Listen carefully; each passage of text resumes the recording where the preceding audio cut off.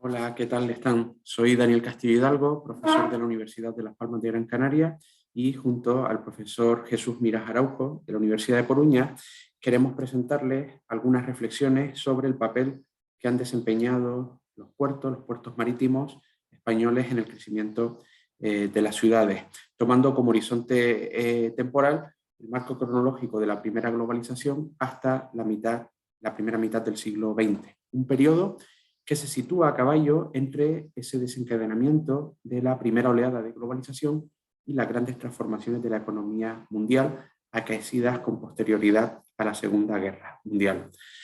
Nuestra primera parada será en este caso para observar y caracterizar el crecimiento de los puertos, de los tráficos comerciales, su conectividad y también las economías de aglomeración que florecieron merced a esta actividad económica. Por su orientación geográfica abierta al mar, la península ibérica y el conjunto de los puertos españoles se integraron de manera rápida en las dinámicas y flujos comerciales durante la primera globalización. Los grandes puertos de comercio experimentaron procesos de transformación, reforma y ampliación de manera temprana, observándose avances en la reforma portuaria de carácter industrial ya desde la década de 1860. Enclaves portuarios como Barcelona, Valencia o Bilbao quedaron insertados en redes comerciales internacionales, o mejor dicho, reforzaron esas funciones comerciales históricas que habían desarrollado de manera notable en la etapa moderna. Por el contrario, otros puertos que habían sido relevantes en aquel periodo experimentaron un declive relativo que se hizo patente en la pérdida de actividad comercial. A partir de la Ley de Puertos de 1880, las inversiones públicas acometidas a escala estatal en materia de infraestructuras portuarias permitieron el despliegue del potencial comercial y económico que posteriormente se observaría en el conjunto del sistema portuario español.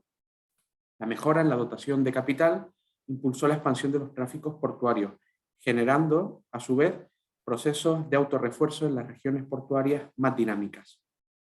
La mejora en la conectividad marítima facilitó la reducción de fletes marítimos y, en consecuencia, la posibilidad de realizar transacciones comerciales, incentivando la inversión en sectores comerciales, industriales y agrarios orientados al tráfico internacional.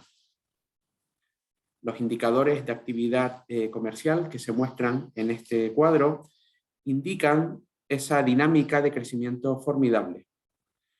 Los flujos de importación y exportación se multiplicaron entre 1880 y 1900 y lo hicieron además de manera sostenida hasta la década de 1930, incluyendo los vaivenes del periodo de posguerra. El crecimiento de la actividad comercial debe tener en cuenta, por supuesto, la naturaleza de los intercambios y la especialización portuaria. De tal forma, la exportación de graneles de origen mineral en los puertos del Cantábrico, como Gijón, Pasajes, Avilés o Bilbao, el tráfico más orientado hacia la mercancía general en el ámbito mediterráneo, Barcelona, Valencia, Alicante o granelero en los casos de Cartagena, Almería o Huelva, son a su vez representativos de la contribución española a los grandes flujos de intercambio en ese contexto histórico. Es interesante observar el crecimiento y posterior estancamiento de la actividad comercial en puertos históricos como Sevilla, así como el declive significativo de Cádiz durante esa etapa. Por su parte, los puertos canarios experimentarán un proceso de crecimiento muy notable vinculado a los tráficos de escala y también a su posición estratégica en el Atlántico Medio, en un contexto de expansión del capitalismo imperial. La modernización de infraestructuras portuarias, su integración con sistemas de transporte intermodal, el crecimiento urbano asociado a las ventajas económicas que ofrecían los puertos y los procesos de centralización económica en el litoral permiten a su vez caracterizar la difusión internacional de la industrialización en España.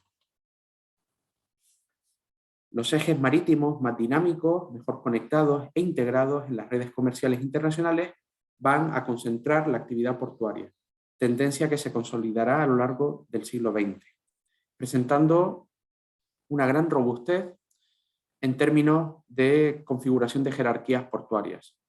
Las economías de aglomeración en torno a las áreas portuarias facilitarán, además, una cierta diversificación de funciones portuarias, combinando una importante variedad de tráfico, de mercancías que a su vez ejercían como elementos dinamizadores de actividad empresarial, de la inversión y, por supuesto, de la creación de puestos de trabajo. Todos estos factores explican el crecimiento urbano asociado a los enclaves litorales, así como su mayor peso relativo en términos económicos a escala nacional.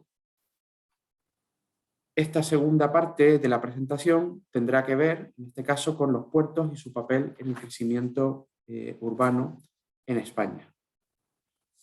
Y es que la función portuaria habitualmente ha contribuido al desarrollo urbano, existiendo una clara relación entre el tamaño de la ciudad y también el volumen de los tráficos portuarios.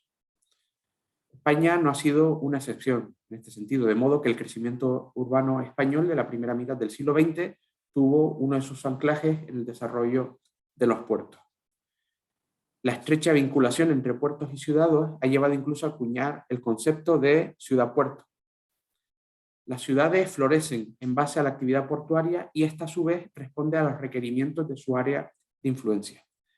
Por otra parte, aunque los puertos constituyen nodos de comunicación e interfaces de transporte, no son meros sujetos pasivos, sino agentes de cambio y modernización en todos los ámbitos: socioeconómica, política, tecnológica, cultural, etc. Determinando además la dirección e intensidad de los procesos económicos de las ciudades, de las regiones incluso, a las que sostienen, sobre las que se asientan, a las que sirven y de las que se benefician. El puerto se erige así en agente activo cuyos efectos multiplicadores transforman ese espacio de incidencia geográfico. La primera oleada de globalización del capitalismo reforzó el rol de los puertos como agentes dinamizadores, llegando a simbolizar, en palabras de Brian Hoyle, la quinta esencia de la moderna economía mundial. Los cambios tecnológicos del periodo, desarrollo de la industria, del vapor, de los ferrocarriles, las comunicaciones, etc., favorecieron la expansión de las ciudades portuarias, ya que sobrepasaron su estricto ámbito urbano. Durante la primera mitad del siglo XX, las transformaciones del sistema económico internacional dieron lugar a una intensificación del papel desempeñado por los puertos, fruto además de las nuevas necesidades de la economía, lo que exigió, como señalamos con anterioridad, el levantamiento, la mejora, la ampliación, la inversión masiva en infraestructuras, equipamientos, servicios, etc. Así como, por supuesto, el establecimiento de industrias de transformación anexas a los espacios portuarios.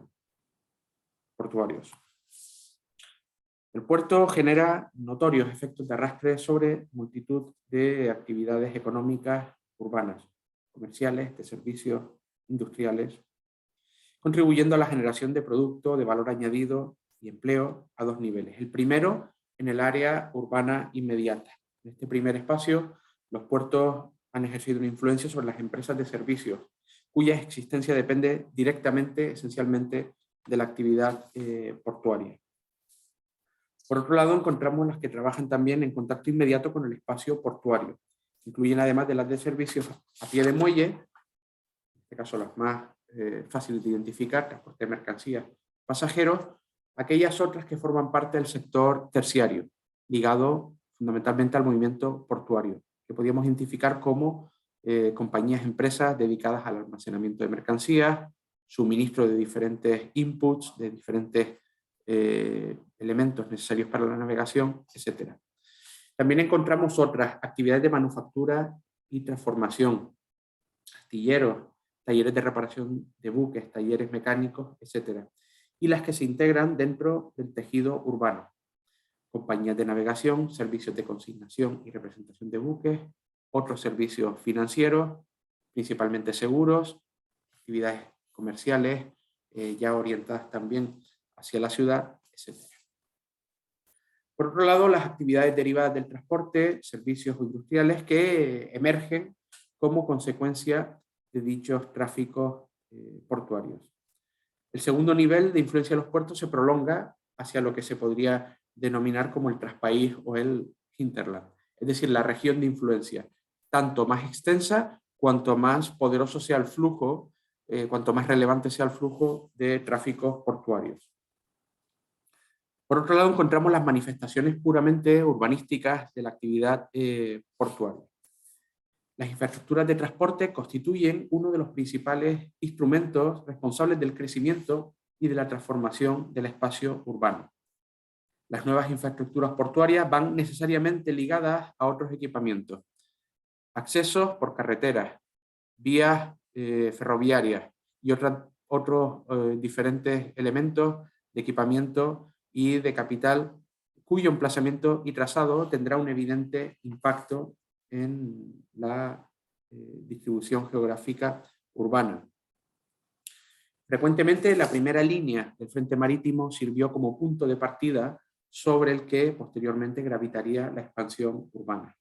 A menudo las transformaciones en la línea de mar tuvieron un impacto directo sobre los nuevos espacios urbanos, como ocurrió en algunas ciudades costeras que diseñaron y construyeron sus proyectos de ensanche siguiendo estos parámetros. Finalmente, durante este periodo, en España se esboza un fenómeno que se va a consolidar ya en la segunda mitad del siglo XX.